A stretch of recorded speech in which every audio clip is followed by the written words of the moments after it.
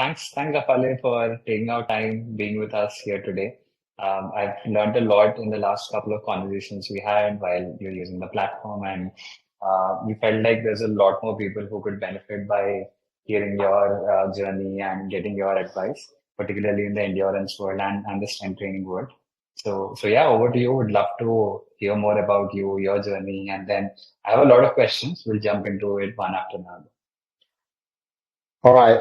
First of all, thank you to having me for this podcast. I'm really honored to be part of it. And yeah, I'll try to be quick as possible. And I'm 1990. I'm a sport lover, so I was playing sport even like when I was. I think the first time my dad gave me. I started like skiing when I was really young, and I started sailing, and I was like, let's say 4, 5 years old. So I was really, really young. And then I started like my sport career with many sports. And I'm a former Marines from the Italian Navy and former private security contractor, and sport in general was always part of my life. I played agonist swimmer, professional swimmer, volleyball, and I love extreme sport, snowboarding, everything. And yeah, my coaching career started around 2012, and I started with functional training. And I was coaching sailing as well because I was a professional sailor as well. And then when I joined the Navy, I started hearing about CrossFit and all this stuff. And after discharge from the Navy, I started my coaching career from CrossFit in Italy. Uh, and then I moved to Kuwait, and I've been doing the head coach of a gym there in Kuwait for almost 1 year. Then I came back to Italy. I opened my gym, and after that, I started like shifting my sport career and from CrossFit to endurance sports like triathlon. I signed up for a full Ironman, and I did my full Ironman, and I really get in love with all the endurance sport in general. So I did a few half marathon and 10K. I did the Oceanman 10K open water swim. I did many trail run. Last year, no, 2 years ago, I went for no, last year I went for a ultra run in the mountain, 100 kilometers, and I did couple of half Ironman as well. So yeah, I mean, I'm in love with sport and movement, but generally speaking, endurance is my field right now. But I'm still doing CrossFit, not like competitive way, but I'm enjoying lifting and doing CrossFit gymnastic. And I did the Aerox competition 3 months ago as well, and I get in love with the Aerox as well. I started coaching Aerox. So yeah, I love staying active. That's my that's my purpose, to be honest.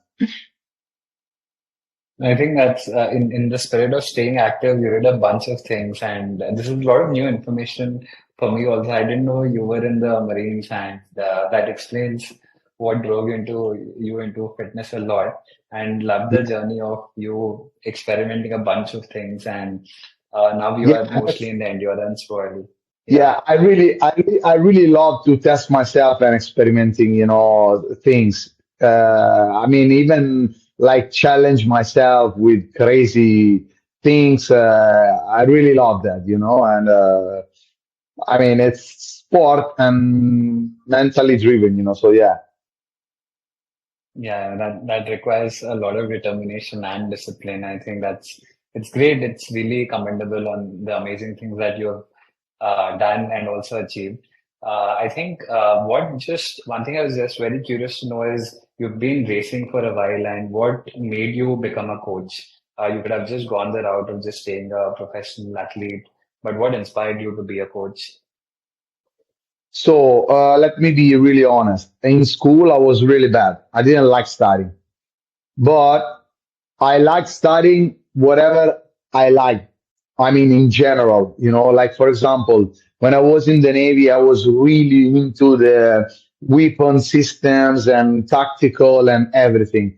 And then when I found like CrossFit, I was really, I mean, I'm still in love on all the science behind every kind of sport. But because CrossFit was new, especially in Italy, and nobody was like, uh, uh, trying to insert the science into the sport, I was trying, I was really, really digging into myself and asking myself how to get better, how to train better, about the energy system, about the strength endurance. So I started like studying a lot.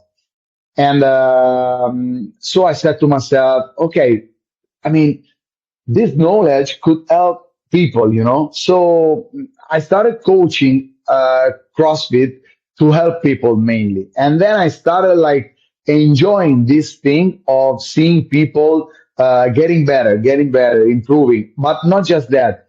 Um, I want to share my knowledge to let the people understand what the sport culture, because I think is the most effective things for lifestyle in general, not just in a competitive way, but for lifestyle to stay healthy and live longer and enjoying sport in general. Whatever you're doing, whatever, if you're a cyclist, if you're a soccer player, whatever, I think the fundamental and the basic is the culture. So that's why that was the driven that it shifted me, not shifted because I'm still competitive. I like competition and compete, but like I I said to myself, okay, this is my job. This is my goal. I wanna be a coach to let the people understand that. That's really inspiring, and I think having coached many people, I'm sure you're enjoying this, and probably a great transition for from moving from an athlete to a coach. I Yeah, think I'm just very especially curious. from Sorry, please go especially ahead. from every country. Like I was coaching in Italy, and then I moved to Kuwait, and then Hmm. yeah, I saw all the Middle East in general. So Wow. having like facing different Hmm. culture and different like adaptations on sport and yeah, places and country and yeah, it's kind of it's giving you, I mean, it give me and it's giving me right now the motivation of every day of trying to push myself on give this 100% better every day. Got it. No, no, that's really inspiring and interesting to know. So I'm going to pick a little more on your athletic experience, you being a professional athlete. What are some of the insights you gained while you were competing? I know you still compete, but what was your journey like? What were the things you learned? And do you have any favorite races that you really loved, or any memories that you would like to share? Oh yeah, I mean there are a lot. I'd say I mean my goal was to complete a full Ironman because I was literally not into the endurance. So what I did is I decided to sign up for a full Ironman. That was the most crazy thing that you can do that because I mean from CrossFit shifting into not even like a short distance, the full distance of the triathlon. Yeah. So I mean, it's kind of like you're a psychopath. So yeah, I'd say that the full Ironman was the biggest goal of my life, to be honest. But then you know what? When I signed up for the Ironman, I know I was, I found many things, like even the ultra run I did last year was kind of crazy because I mean, the ultra run was in Italy. It wasn't like far away from my place. It was like 2 hours far from my place. But I saw Mhm. amazing, stunning places like panoramas, environment, really, really stunning. And it was just like 2 hours from my place. So Mhm. I think a competition is giving you the opportunity, especially if you're traveling around the world, not just to compete, but just to also to see and having the experience of testing yourself in a different, totally different, environment. Totally. Whatever you're doing, yeah, Hyrox could be an Ironman, could be whatever. That is like something different. It's not just like I want to do this championship and I'm gonna do the I don't know this football championship or I want to do this. Yeah, it's still competition, but this is kind of different. Like traveling and having the opportunity to talk with people with different countries, Yeah. sharing the same you know competition field and niche. Mm. It's Mm. different. So, but yeah, regarding the competition, I think the full Ironman, it was the one of my biggest goals. Yeah, yeah, sure. Got it. Nice. And I think in general, races in Europe are very kind to athletes. So I did my triathlon in Vichy, an Ironman, and I just really loved the whole vibe. And people are just so supportive. People just motivate each Yeah, other. And the I think just the crowd, whole yeah, the crowd, yeah, the whole city gathers to yes, just be there supporting everyone. So yeah, it's it's really amazing. It's nice. amazing. Yeah, yeah. But I'd say, in every endurance competition, it's like that. I mean, even in CrossFit, for sure. Yeah. But Mhm. I mean, I did the Amsterdam Marathon last year, and the crowd Okay. was crazy. I mean, they Nice. literally like stopped Mhm. the full city of Amsterdam, and the full city was Nice. there to cheer people, and it was like, Wow. wow, that's unbelievable.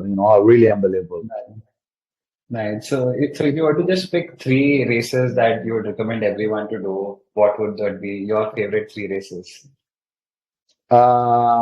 Okay, yeah. I mean, like I think every full Ironman is a journey. Like it's a Yeah. lifetime journey. Yeah. Yeah. So Yes. if someone wants to, I'd say, listen, Ironman is gonna change your life. Training Yeah. for the Ironman is gonna change your life. So I think signing up for a full Ironman, it's a really life changer. Game, game, and life changer. Yeah. And Yeah. second one, I think ultra run. I just joined last year with my first ultra run, but with the Mhm. ultra run, you can see really like places and country that probably you're not gonna see in your life just for the competition. Yeah. Because I was look yesterday I was looking for the Marathon des Sables in Morocco, and I was Wow. Yeah. watching videos, and I was like, oh my goodness, though this place it's real. I mean, like, wow.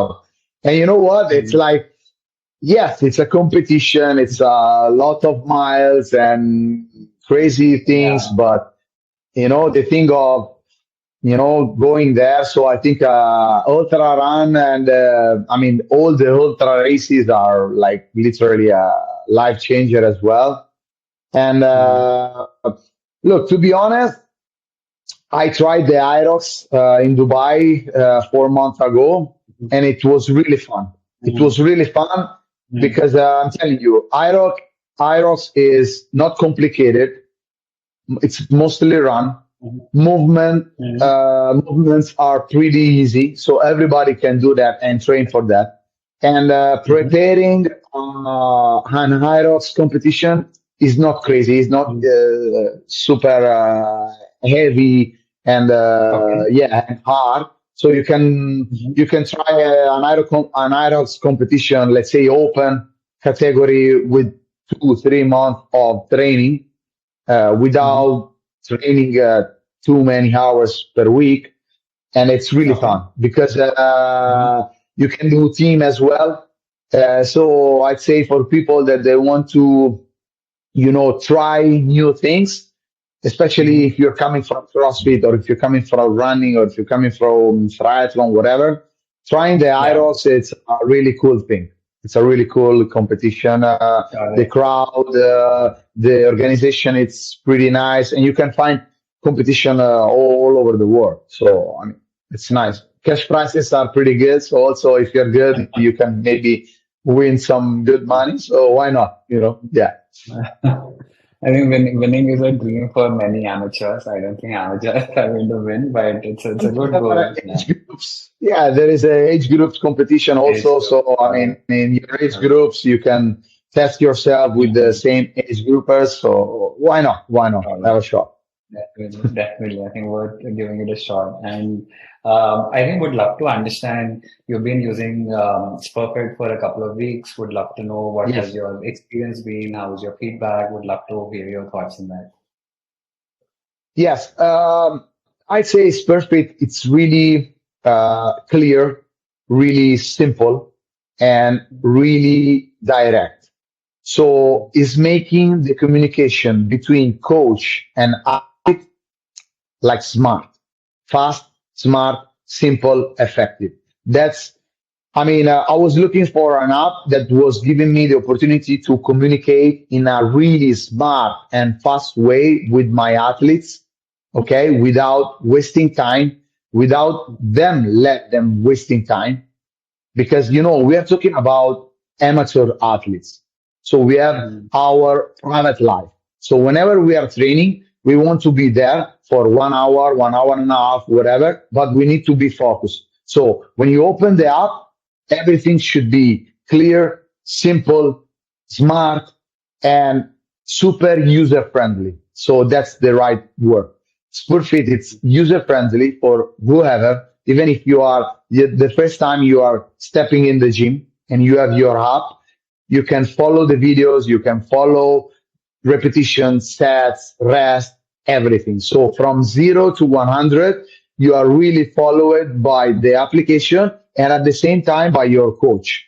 So no wasting time, no wasting money, no wasting energy, because everything is this way, straight. That's it. That was really what I was looking for. And SpurFit, it's really, really, really, really the best way for me as a coach to understand what the clients need in a live modality. I'd say live modality, and I mean, it's giving me like really, really nice feedback from clients. So I'm giving you this feedback because it's really the best way now that is helping me a lot in my coaching path. Yes.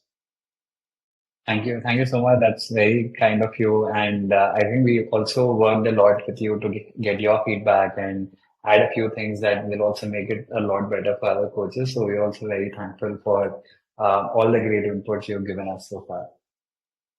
Yeah, I think it's really important, having feedback from Yeah, yeah, users to producers and everything, because, I yes. mean, everybody knows that the fitness niche is always in, you know, uh, Evolving. Yeah. uh, yeah, it's evolving. So we need to evolve Mm. as well. Of Never course, stop of course. learning. Definitely. And I think now I have a very interesting question, and there's just a lot of myth out there, and people do bunch of things. But how important is strength training for endurance athlete? I think you're the best person to answer because you've done both of them, Yeah. and wanted to know what benefits it has and what is your perspective on it, and how can someone manage time for all of this? So I will give you my honestly experience, because when I shifted from CrossFit functional strength movement to endurance, I Mhm. mean, I really literally shifted myself 100%. So I was Okay. skipping all the strength, and Mhm. then I got injured. Easy. Mhm. Why? Because my body wasn't prepared for all the volume of the endurance. So, Mhm. first of all, injury prevention. That's what is the most Mhm. important thing. All the endurance athletes, they should do, they should give a shot about strength. And I say sport specific strength and functional Mhm. strength specific for endurance, because Mhm. the amount of volume, of endurance, even if you are an amateur athlete, you are preparing whatever, 5K, 10K run, most shorter distance, whatever. It's really Mm, important that your body is gonna be prepared for that. mm, And in mm, prepare in terms, I'm saying about muscle preparedness, mm, articulation preparedness, joints. So everything must be should follow that process. That's why. So the first thing is injury prevention. The second thing is imbalances prevention. So because you know what, think about running. You go for a 3K run. How many steps you are doing in a 3K run? A lot. Okay. For a 10K run, a lot. For a full marathon, a lot. Think about if whenever you are running, your right foot is touching the ground for half of a second more than the left one. Because maybe the right hip is tighter than the left hip. Okay. So you are doing 30,000 steps. And for 30,000 steps, you are hitting the ground with the right foot half of a second more than the left step. That cause a lot of imbalances in your body. A lot. Okay. It's not just only in your feet landing, but it could be on your ankles, could be in your knees, hip, shoulders, everything. So, and I said about, I was talking about running. Think about cycling. If you are pushing more with the right legs instead of the left leg, all right? So you are creating a lot of imbalances. So using strength, unilateral strength and functional strength to prevent and fix those imbalances is going to give you the opportunity, first of all, not getting injured. Second, perform better. Second thing, and the last thing, third, go longer. So if you're starting for 3K, you can go for 5K and then 10K and then for a full marathon and whatever it is, you know. Why is implementing strength for endurance athletes? I'd say it's really, really, really important. And I'd say it should be the basic in your training schedule, weekly training schedule, at least once or twice a week. got it. Got it. That's very helpful to know because I think it's people overlook this and they feel like, oh, I'm running, I'm healthy, I don't need to do other things. But I think it's like you said, it's very important. But Yeah. how can someone do you think 1, 2 sessions a week, if someone is hitting for strength training, is that sufficient? Is there anything that you would recommend them to follow? Maybe just get started with body weight, or should they lift heavy using external weights, or what would you recommend them to get started with?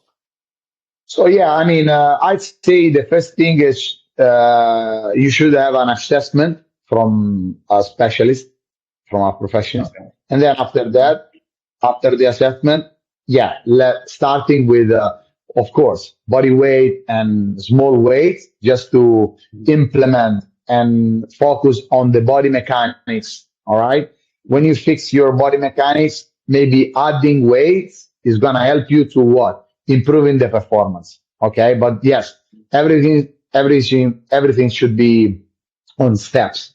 Okay, following Yeah. on steps. So I'd say assessment and then body mechanics. When your body mechanics are good, doing unilateral, bilateral, and strength movement, basic strength movement, and accessory work and whatever. Yeah. Mhm. Got it. Got it. No, this is really helpful to know. Thank you so much. I think a lot of things are very clear for me also because I also often sometimes tend to skip strength because it gets too much to train for everything. But I'll definitely follow this advice and pick up 2, 3 sessions a week. Lastly, I think there is so much of information around zone two training, and I personally benefited a lot by doing those slow runs. But as a coach, Yeah. what is your advice on it? How would you treat this thing of zone two training? Would love to understand your perspective on it. All right. Yeah. There's a lot to talk about zone two, but I Mm. will give you my perspective. So let's talk about amateur athletes because for professional athletes, totally kind of different. All right. Yeah. So for an amateur athletes that let's say he wants to start getting into endurance field, Mm. Zone two, it's really important for many factors. So first of all, get used to timing under fatigue. Okay. Because endurance, I mean, everybody knows that is timing times fatigue. All right. So, and having the opportunity of doing long interval in a low intensity is giving you the opportunity to get used to not just only physically but mentally preparing yourself for long distance, long timing fatigue. Second, mitochondria improvement. So this is one of the biggest, I think, misunderstood and like debates. There are a lot of debates about it, but especially for amateur people, that let's say you stay for 8 hours sitting in an office because you're working in an office, so you cannot move, or doing more than 10,000 steps per day because you are in your car or whatever, your job doesn't permit, your lifestyle doesn't permit, to stay active. All right. Doing zone two uh, is going to let your body improve this cell's capacity of using energy. Okay. I made it simple, really simple. We can talk more like specifically, but I don't want to do it. So let's say this zone two is let your body understand how to use fuel. So I'm saying food, how to use fuel properly for energy. All right. And this is the basic. All right. So we're talking about basic fundamental. All right. So everybody can do a walk for 1 hour. Everybody can do a cycling ride, easy pace for 1 hour. Everybody can do that. All right. So we're talking about that. Yes. Uh, when we talk about zone two, we're talking about energy, aerobic zone. Okay. So before talking about zone two, we need to understand about aerobic zone. So before saying, yes, I'm going to do my zone two, you need to know what is your zone two. So you have to test what? Your maximum heart rate. And then after the maximum heart rate, you have to see the percentages to reach your zone two. And whenever you're doing your zone two, you need a device that is going to give you data to check your zone two. Because, most of the mistakes athletes are doing is, yeah, today I have my zone two. And then you're looking at them doing like a spinning bike and they're not even over 100 BPM.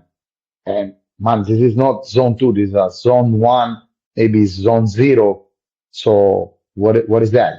So it's a really specific one. Okay. So the scientific approach should be the best one. So as the strength, you have to do the assessment, aerobic assessment. After the aerobic assessment, checking your zone and doing your zone training. That's the best way. I try Got to it. be really, really like simple. I mean, it's Yeah. it's a big word, my No, zone too. So yeah. I think it was very concise and effective way. I think definitely a lot of people will get benefited from this. And I think the last few things on there's often every athlete, at least amateur or professional, talk a lot about, at least hear about VO2 max. So, what is your opinion on should someone train for improving on it, work on it, or if so, what are some of the strategies that you saw work well in the past? Okay. So again, first of all, we need to understand what is VO2 max. All right. So it's the maximum uh, consumption of oxygen in your body. All right. So let's say you want to train your VO2 max. Before training for VO2 max, you need to know what is your VO2 max threshold. All right. So as I said before, aerobic assessment, zone, and then training for VO2 max. All right. So let's say VO2 max is a type of training that is gonna help us to get faster, uh, get more efficient on oxygen consumption, and improving our performance, whatever it is, CrossFit, cycling, rowing, triathlon, whatever. Okay. So every VO2 max training is going to help us our performance capacity. That's it. Okay. How often? So there are a lot of debates also around of this. In my opinion, it depends on the fitness level of the athlete. Okay. So let's say you are a totally amateur, you're stepping in the endurance field. Starting with VO2 max, like too often, is not the right path. All right. So we need to build your aerobic capacity, your aerobic baseline, and then we're gonna go and shifting your training to get more viewers. Okay, that's the best way to start acting. Of course, it's important, is the right path to improve your performance, but it depends on the fitness level of the athletes. Because if you are really struggling with aerobic baseline, working on VO2 max is not gonna work. It's not gonna work for you. So you should have a coach that is gonna like plan for you when is gonna be the right way to start doing VO2 max. Because before VO2 max there is a lot. Okay, so when you reach the VO2 max level, okay, now we can start training properly to improve the performance field. That's the thing. Got it. Got it. That's very insightful. And yeah, I think it makes a lot of sense to just starting out, just jumping into VO2 max may not be a great place to be at. And I think that brings me to a question where there are a lot of mistakes that amateurs do, right? There's very little knowledge unless they have a coach who is guiding them and doing it better. And not everyone is lucky to train with you. So I think if you can just tell a little more on what are some of the common mistakes that you have seen people make, either while training for a race or on the race day. I think people will be benefited a lot from it. Yeah, especially on amateur athletes. So the first common mistake is changing your schedule and routine in a race day. Okay. So, and doing crazy things just because you heard of something on YouTube or a podcast or whatever on your race day. So let's say you are training, your training schedule supposed to be ABC, and on the race day you're doing D. So totally different just because it's race day. So my advice is try to train yourself, okay, as you are racing and what it meant to be. So it's meaning what?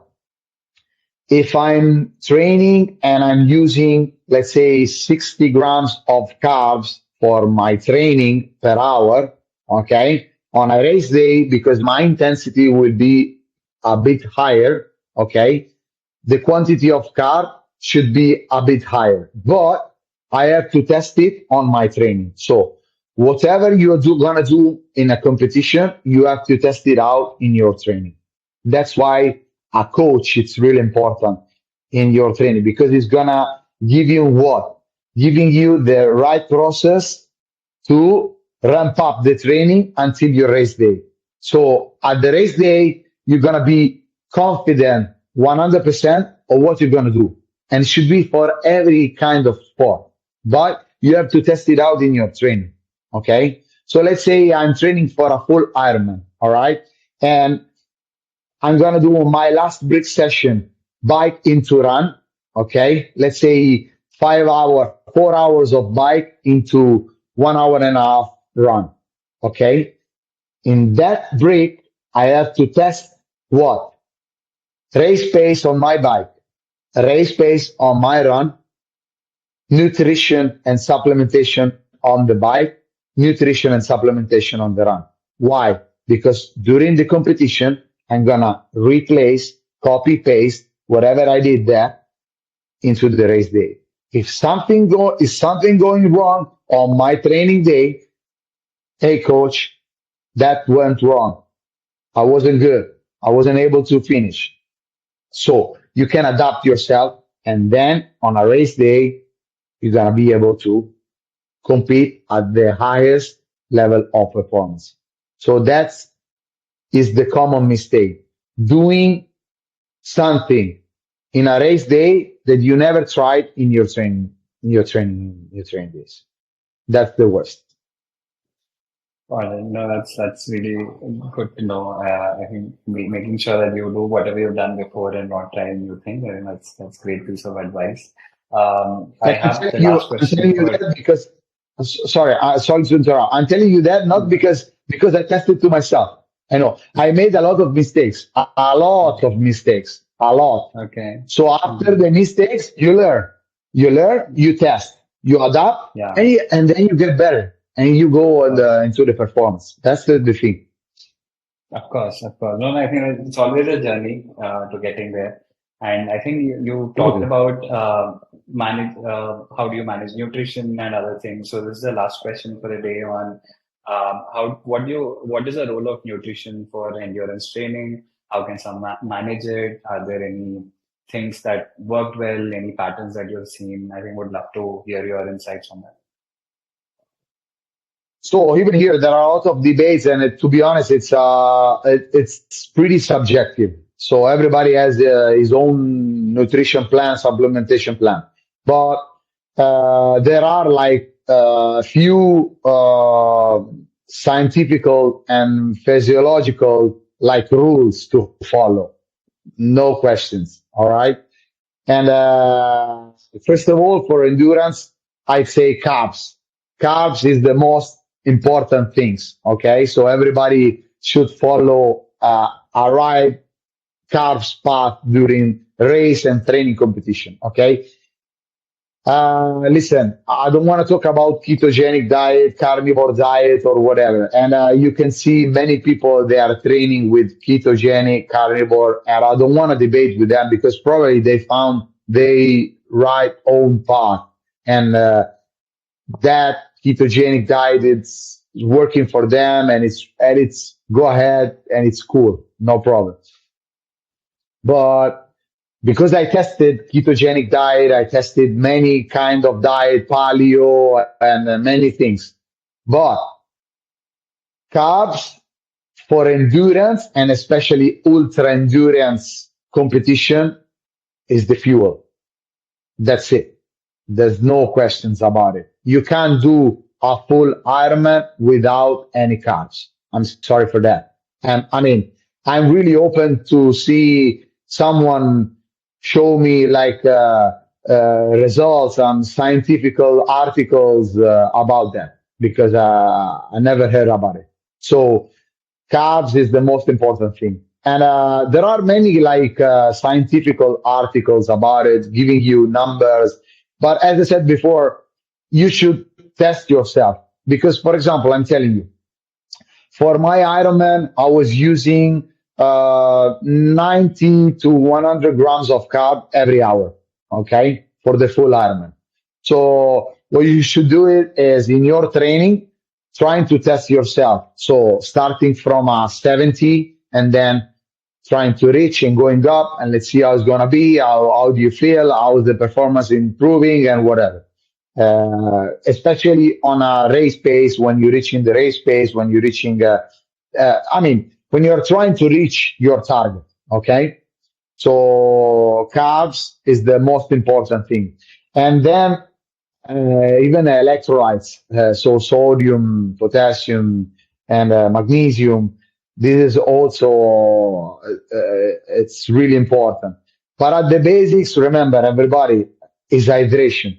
You need to stay hydrated for the whole competition, and this is one of the most mistakes that athletes are doing, especially during endurance competition. Uh, Drink your water, stay hydrated during all the competition.